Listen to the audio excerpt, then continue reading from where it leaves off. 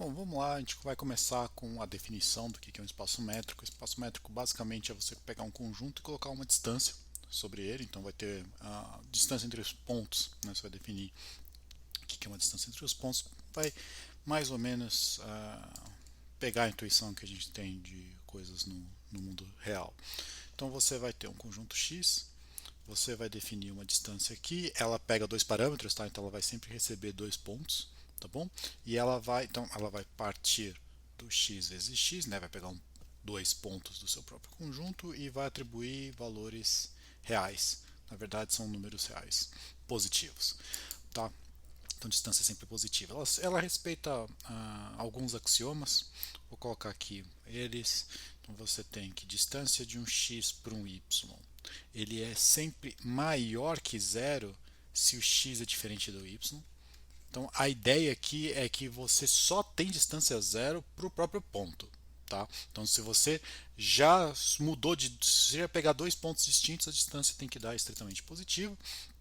Aqui é o finalzinho dessa parte que eu estou falando, a distância do x para ele mesmo vai ter que ser zero. Tá? Então se você está parado no seu lugar, você está a uma distância zero de você mesmo. O caminho na ida e na volta são iguais, então o que eu quero dizer é que não faz a diferença qual é a ordem que você está mexendo aqui. Isso aqui é um pouquinho diferente no mundo real, né?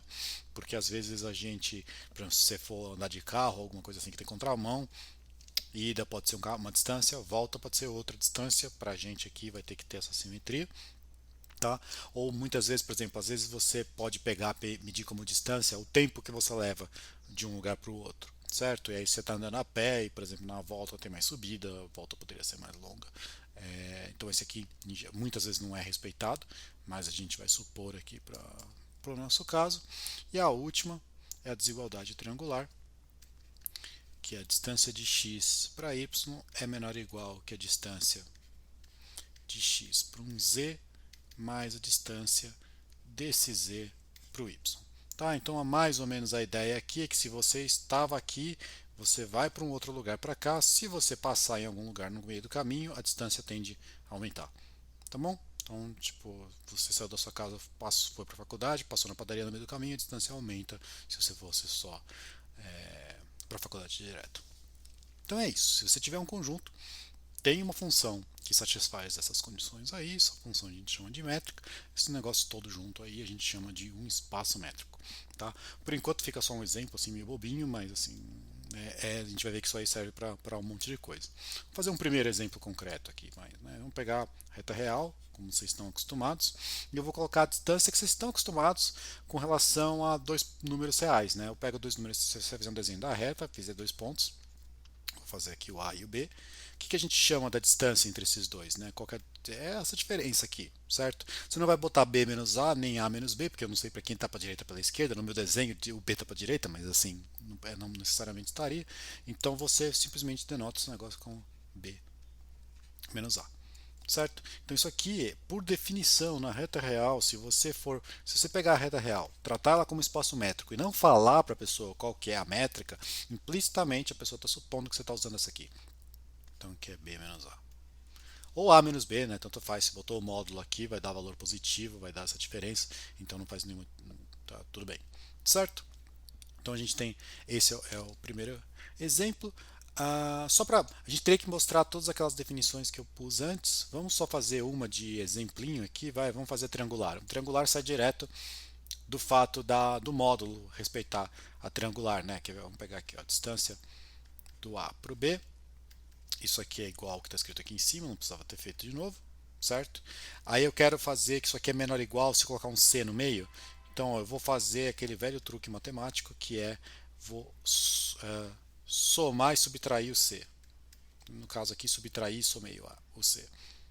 Mais B, opa, não, menos A. Menos A, tá certo? Isso aqui vale a desigualdade triangular para o módulo, então aqui vai ficar o menor ou igual, vai ficar B menos C mais C menos A, tá certo?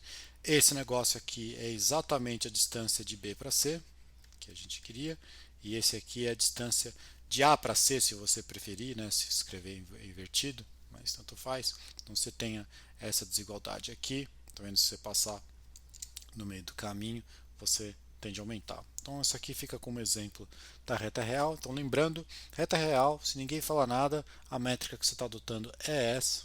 Tá? A gente poderia fazer no RN, depois a gente vai fazer a mais usual, que o pessoal gosta mais no RN, mas ela é mais chata de fazer conta. De um ponto de vista teórico, várias vezes essa aqui que eu vou fazer funciona tão bem quanto. Então sei lá, é bom saber essa aqui. Qual que é essa aqui? Pega essa aqui, RN, então você tem as N uplas, né? Do tipo, você tem N números reais, você tem N coordenadas aí. Então, se eu fizer a distância, vou fazer a distância do x para o y, definir nesse negócio. Só que agora cuidado, que o meu x ele é uma enupla. Então, ele é um x1 até um xn, enquanto que o meu y também, né? Ele vai ser do y1 até o yn, mesmo nzinho aqui. Então eu quero definir o que seria essa distância. Um jeito de fazer isso é simplesmente somar coordenada a coordenada as diferenças que você tem. Então você vai fazer aqui de igual a 1 até n, faz assim, xi, yi. Tá bom? Isso aqui dá certo, isso aqui funciona, é uma métrica sobre o RN. Tá? Não é a métrica que o pessoal mais costuma usar, isso aqui é uma delas, tem outras também, tá bom? Mas é uma. Vamos fazer uma diferente aqui, um pouquinho mais emocionante. Vamos pensar que você agora está. Eu vou trabalhar com sequências onde cada n pertence ao intervalo 0,1. Tá? Então, ó, são infinitos números. Então, isso aqui é uma sequência de números reais. Imagina isso aqui. Ó. Então, é um conjunto. Isso aqui, dado uma sequência de números no intervalo 0,1. Tá bom? Aí vamos chamar essa aqui de A. Essa aqui vai ser a minha sequência A. E eu posso ter uma sequência B, que ela é feita de outros números reais. Também aqui, né? Todos eles moram aqui nesse negócio. E eu gostaria de falar o que seria uma distância entre essas duas sequências. Tá certo? Qual que vai ser a minha ideia? Se eu tenho uma sequência aqui e eu tenho a outra sequência aqui embaixo. A minha distância dela, a ideia intuitiva aqui vai ser a maior distância que tem entre um termo com o seu correspondente outro termo. Né? Então, por exemplo, aqui eu olho o primeiro com o primeiro, segundo com o segundo, terceiro com o terceiro, quarto com o quarto e por aí vai, e eu vou pegar a maior. Só que eu tenho infinitos termos, então pegar o maior aqui não faz muito sentido, porque pode não existir esse o maior. Então eu vou pegar o supremo, que é o máximo quando essas coisas não funcionam, certo? Do tipo, então vamos lá, vamos pôr esse. Eu vou definir distância do A para o B, lembrando que o A e o B são desse jeito, tá? Só fica meio feio de escrever aqui. E eu vou simplesmente escrever, ele é o supremo de qual conjunto? Das diferenças entre o AN e BN. Tá? Cuidado que eu estou fazendo com o mesmo N aqui. Tá? Então, com N pertencente aos naturais. Esse supremo. Como os termos da sequência estão todos no intervalo 0, 1, eu garanto que esse supremo ele existe. Tá? Isso aqui não vai dar mais infinito. Tudo bem? Vamos só. Teria que mostrar a desigualdade triangular. A triangular vai sair por causa da triangular do módulo aqui, porque o supremo abre bonitinho. O simétrica vai sair tudo bonitinho. Vamos mostrar só que se esse negócio não for zero, se o A não for igual ao B, então esse negócio vai ter que ser diferente de zero. Talvez essa aqui acho que é um pouco mais interessante. Então vamos supor que o A é diferente do B. Eu tenho que mostrar que a distância do A para o B é estritamente positiva. Certo? Mas se eles são diferentes, são duas sequências, são diferentes, é porque tem pelo menos um termo em que elas são diferentes. Então existe um K tal que AK é diferente de BK. Eu não sei que todos os AK são diferentes de todos os BKs, mas eu sei que pelo menos um é diferente, porque se todos eles fossem iguais, as duas sequências eram iguais. Então tem pelo menos um desse aqui. Então vocês concordam que a distância do A para B, em particular, ela é o supremo de todas essas. Então ela é maior ou igual que o AK menos BK, porque esse é um dos que apareceu aqui nesse conjunto. Então o supremo vai ficar maior ou igual, certo? Mas esse cara, como esses dois são diferentes, esse aqui é estritamente maior que zero, então a gente tem o que a gente queria, certo? Então esse aqui é um exemplo, a gente já consegue matar esse aqui, tá bom? Vamos fazer mais um. Vamos supor que você tá você fez lá seu curso de álgebra linear e você viu lá o que era uma norma num espaço vetorial. Então agora eu tenho um V e eu tenho uma norma num espaço vetorial. O que é uma norma no espaço vetorial? É aquele negócio lá que indicava o tamanho do vetor, certo? Então, quais que eram as propriedades? Eu vou fazer só espaço vetorial sobre os reais aqui, tá? Não vou fazer com os complexos, só para facilitar aqui para nossa vida, tá? Então, o que é? Norma de um vetor é sempre maior ou igual que zero, certo? Na verdade, vamos pôr aqui que ela é maior que zero se v é diferente de zero. O outro a gente tira pela linear.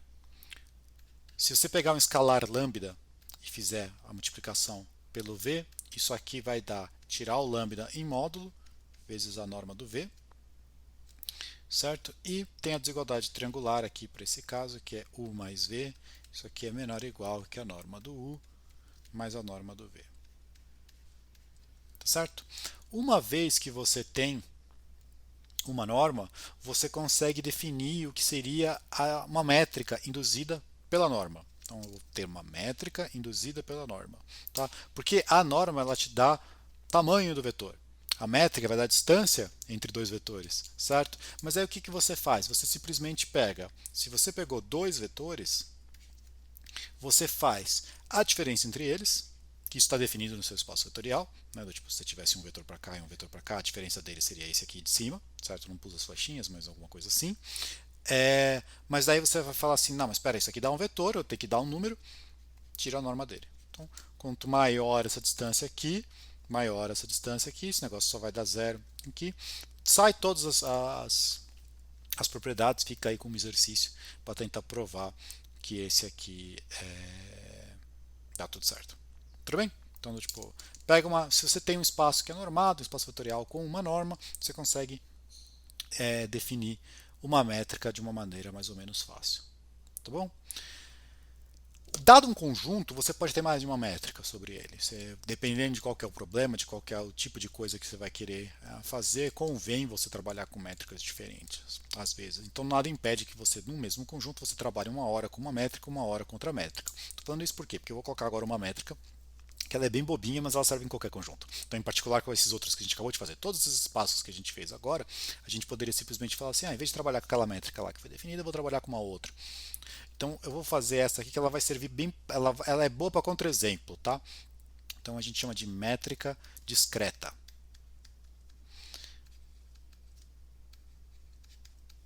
Tá? Ela não serve para muita coisa além de contra-exemplo, tudo bem? Mas ela é bem interessante a definição dela, porque o que acontece? Então você pega um espaço x qualquer, dois pontos lá dentro, e eu vou falar o que é a distância do x para o y. Se o x for igual ao y, opa, não é assim que a gente escreve essas coisas, né? Eu vou pôr que ela é zero se x é igual a y. Por quê? Porque para ser métrica isso tem que ser satisfeito, certo? Não tem muita alternativa. Se os dois pontos são iguais, a distância tem que ser zero. Tá? Mas se eles forem diferentes, eu vou dar 1. E fim. Tá bom? Então é uma métrica bem esquisita que, repara, você não consegue nem falar que você tem uma ideia de pontos cada vez mais próximos um do outro, porque a distância ou é 0 ou é 1, daí esse nome discreto. Tá bom? Isso dá uma métrica, você consegue verificar lá os axiomas que a gente tinha lá, e obviamente, se você tem um espaço qualquer, você tem a métrica dele usual, você pode ter essa segunda métrica, que é a métrica discreta. Se você tem um conjunto que não teve métrica nenhuma, você pode enfiar essa aí, que é a métrica discreta, essa aqui sempre funciona. Tá? Outros jeitos de você definir métrica, isso aqui você dá a ideia. Imagina que isso aqui é um conjunto X grande, que é um espaço métrico, e agora você tem um Y, que é um subconjunto dele. Bom, aqui você tem essa função que está definida nele inteiro, vou escrever aqui de x. Você pode restringir essa sua função para o y só, né? Trabalhar só entre pontos dele. Então, se você tiver um ponto aqui, você toma distância no x. Se você tiver um ponto dentro e um ponto fora, você só pode tomar no x. Mas se você tiver dois pontos aqui dentro, você pode tomar distância entre eles. Se você pegar, então, a restrição da métrica só para o conjunto y, isso dá uma métrica sobre o y, então você tem um novo espaço métrico. Certo? Então, isso aqui é o que a gente chama de subespaço métrico, ou subespaço, né, como a gente já está claro no contexto. Tá bom? Então, você tem um espaço grande que tem uma métrica e um espacinho pequeno, você simplesmente faz desse jeito. E um último aqui, vamos supor que você tem aqui um x1 e você tem um x2. Então tenho dois espaços métricos. Esse aqui tem uma métrica 1, esse aqui tem uma métrica 2. E eu quero fazer agora uma métrica no x1 vezes x2. Como é que eu posso fazer isso? Vou definir a métrica aqui. Então cuidado que ele vai receber par, né? Então ele vai ter um xy, o x mora no x1 e o y mora no x2. E eu vou falar a distância dele para o AB. Tá?